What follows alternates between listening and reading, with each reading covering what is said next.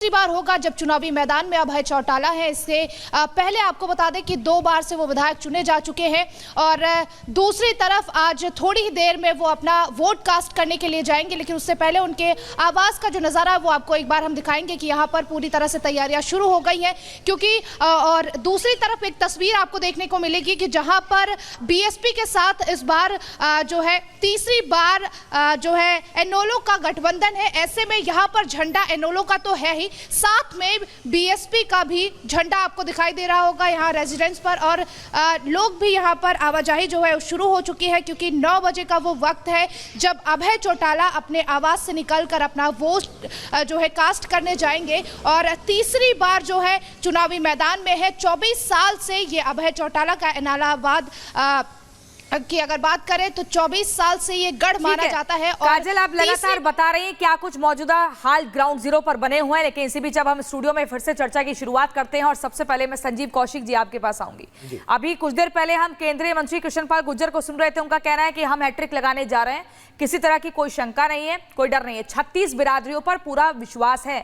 इन 36 बिरादरियों पर कांग्रेस को भी भरोसा है, बीजेपी को भी है, INLD को भी है, सभी को इन पर भरोसा है। अब इनका मूड क्या होगा वोट के टाइम पर ये भापना थोड़ा मुश्किल है, लेकिन ये तो आप मानेंगे ना, इतिहास में देखा गया है जिसकी केंद्र में सरकार हुई है उसी की हरियाणा राज्य में रही है। जब जब कांग्रेस तब यहाँ पे कांग्रेस रही, ऐसा है। प्रियंका, जिम्मेदारी भी तो दुगुनी बढ़ जाती है ना। जब डबल इंजन की सरकार की आप बात करती हैं तो लोगों की उम्मीदें भी आपसे डबल हो जाती हैं। हाँ। आप जो कहते हैं उस पर दावे के साथ आपको टिके रहना होगा और वो चीज़ें दिखनी चाहिए, खास करके तब और जब 10 साल तक आप सत्ता में हैं तो आपको ये कहने की ज़रूरत नहीं होगी कि हमें दोबारा लाइए और उसके बाद में हम ये विकास का काम करेंगे। आपको दिखाने के लिए आपके पास इतनी लंबी फहरिस्त होनी चाहिए कि आप लोगों के सामने किताब खोल के रख दें और बताएं कि नहीं, ये फहरिस्त है और ये मैंने किया, इसके आधार पर आप हमें वोट दीजिए। आपको लगता हो तो वोट दीजिए। लेकिन जो हरियाणा के लोगों के जो सवाल है वो अभी भी अपना मुंह बाया खड़े हैं और वो बेरोजगारी के बारे में बात कर रहे हैं, वो उद्योग के बारे में बात कर रहे हैं, महिलाओं के स्वाभिमान के बारे में बात कर रहे हैं, वो किसानों के बारे में। गलत है आपका बेरोजगारी का कर रहे हैं। जो बातें आप कह रहे हैं, सबसे बड़ी बात इसमें खुद आपकी बात में विरोधाभास है कि आप ये कह रहे हैं कि अभी देखिए वहां कांग्रेस किस चीज से जूझ रही है। कांग्रेस के साथ साथ सबसे बड़ा जो संकट है वो है उसकी विश्वसनीयता का। हम देख सकते हैं क्या हम आज हम आइसोलेशन में नहीं है, वोटर आइसोलेशन में नहीं है, वोटर आइसोलेशन में नहीं। वोटर देख रहा है कि हिमाचल में आप टॉयलेट टैक्स लगा रहे हैं, पे आपने टॉयलेट करेंगे। आप हिमाचल में टॉयलेट एक नया बनाने पर टैक्स लगा रहे हैं। आप कर्नाटक की पूरी अर्थव्यवस्था चौपट हो गई। हिमाचल में आपके पास सैलरी देने को नहीं है, मुख्यमंत्री की सैलरी नहीं मिल रही है, मुख्यमंत्री को वेतन नहीं मिल पा रहा है हिमाचल प्रदेश में, और आप यहाँ पे 2-2 हजार रुपए दे रहे हैं। कैसे देंगे आप बताइए। आप कांग्रेस जो है वो सिर्फ अफलातूनी वादे कर रही है, इस तरीके की चीजें कह के वो वोट लेना चाह रहे हैं, लेकिन जनता भी इतना तो समझ रही है ना कि आप जब दूसरे राज्यों में नहीं दे पा रहे हैं तो अब यहाँ कैसे देंगे। सवाल हिमाचल के लोग अनपढ़ गंवार नहीं है, किसान है, वो अनपढ़ गंवार नहीं है। जिस तरीके से आप उनको ट्रीट कर रहे हैं, 2000 रुपए देंगे, 2000 रुपए आपने हिमाचल में दे दिया, आपने क्या कर्नाटक में दे दिया। आपकी विश्वसनीयता का संकट है, आपके सामने विश्वसनीयता का संकट है। आपने अभी एक दिन पहले हिमाचल में टॉयलेट टैक्स लगाया है। टॉयलेट टैक्स लगाना मतलब हंसना चाहिए। आप बताइए कि हरियाणा में पिछले 10 सालों में क्या बदल दिया आपने। देश कांग्रेस पे हंस रहा है कि कैसे कैसे टैक्स लगा रहे हैं। देखिए चंद्र प्रकाश जी और संजीव कौशिक जी, ये सब मुद्दे हैं जो कि पहले इन सब पे सारे बातचीत होनी चाहिए थी, लेकिन आज एग्जाम का दिन है, ये किसी को नहीं भूलना चाहिए। अब मैथिल जी आप ये बताइए, सूर्य प्रकाश जी, प्रश्न यही है ना। हमारे साथ हमारे सहयोगी लोमस जुड़े हैं, पहले लोमस का रुख कर लेते हैं कि लोमस अभी क्या वहां पर समीकरण बनते हुए नजर आ रहे हैं, क्योंकि सबसे ज्यादा ये समझना जरूरी हो जाता है कि आखिरकार वोटर्स की पहली पसंद कौन है। बिल्कुल मीनाक्षी, आपने सही कहा, और पूरा दिन क्योंकि परीक्षा का है और परीक्षा के बाद जो रिजल्ट 8 तारीख को आएगा उसमें डिसाइड हो जाएगा कि किसकी सरकार हरियाणा में बनने वाली है। आपको बता दें कि कुछ देर पहले हमने पूर्व डिप्टी सीएम दुष्यंत चौटाला से भी बात की और उनसे बात करते हुए उन्होंने कहा कि जनता जानती है कि किसको हरियाणा में सरकार बनवानी है और किसकी सरकार गिरानी है।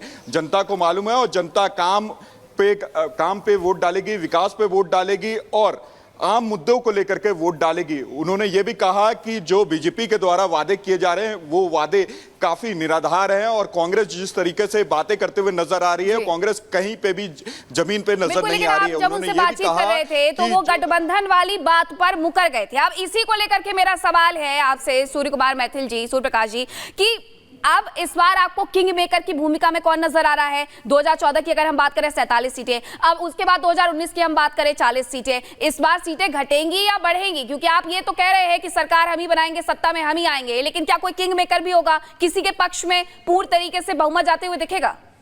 मीनाक्षी जी, हरियाणा के अंदर Bharatiya Janata party clean sweep करने जा रही है। पिछले 10 साल के जो विकास कार्य किए गए, उन विकास कार्यों की जो असलियत है वो जनता के सामने है। किस प्रकार से दिल्ली चंडीगढ़ हाईवे, मैं ये बताना चाहता हूं, इन्होंने कहा ना विकास की बात करते हैं, दिल्ली चंडीगढ़ हाईवे किसने बनवाया, पूरा किसने किया? कांग्रेस के शासन में 20-25 साल तक लटका रहा। उसके अलावा आप ईस्टर्न पेरीफेर ले लीजिए, वेस्टर्न पेरीफेर ले लीजिए, साथ ही साथ आप द्वारका एक्सप्रेसवे ले लीजिए, और मैं आपको बताना चाहता हूं हर गांव को सड़क से जोड़ा गया।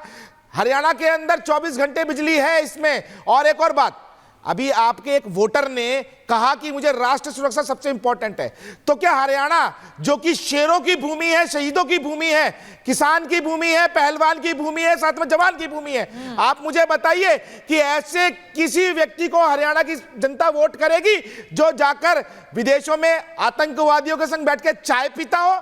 अभी की अमेरिका की आप तस्वीरें ले लीजिए, अलगाववादियों के संग बैठ के राहुल गांधी चाय पी रहे थे। एक महत्वपूर्ण बात और, ये बात कर रहे हैं बहुत सारी, मैं ये पूछना चाहता हूं इनसे, मुझे ये बताओ ना कि आपके शासन में क्या क्या किया गया? 36 बिरादरी की बात की गई। मैं ये पूछना चाहता हूं कि आप हुड्डा साहब के परिवार से बाहर निकले क्या? कुमारी शैलजा को आपने सपोर्ट किया क्या?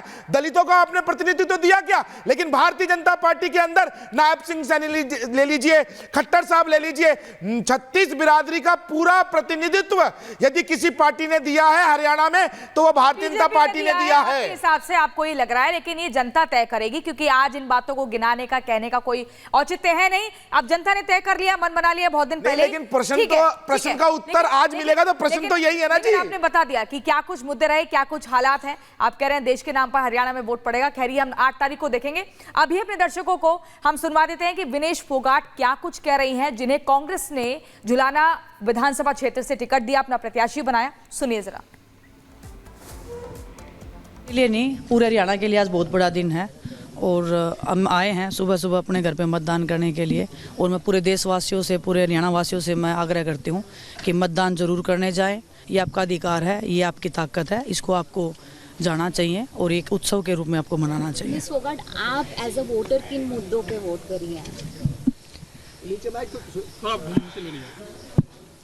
देखिए, मुद्दे तो बहुत सारे हैं, लेकिन सच्चाई ईमानदारी के साथ में जो काम करता है, महिलाओं के रक्षा के लिए जो काम करता है, उसके लिए हम वोट कर रहे हैं। और बेरोजगारी को जो दूर करेगा, उस पार्टी के लिए हम वोट कर रहे हैं। और आप सबको पता है कि इस पार्टी की मैं बात कर रही हूँ। कांग्रेस पार्टी आज मैदान में है। मैं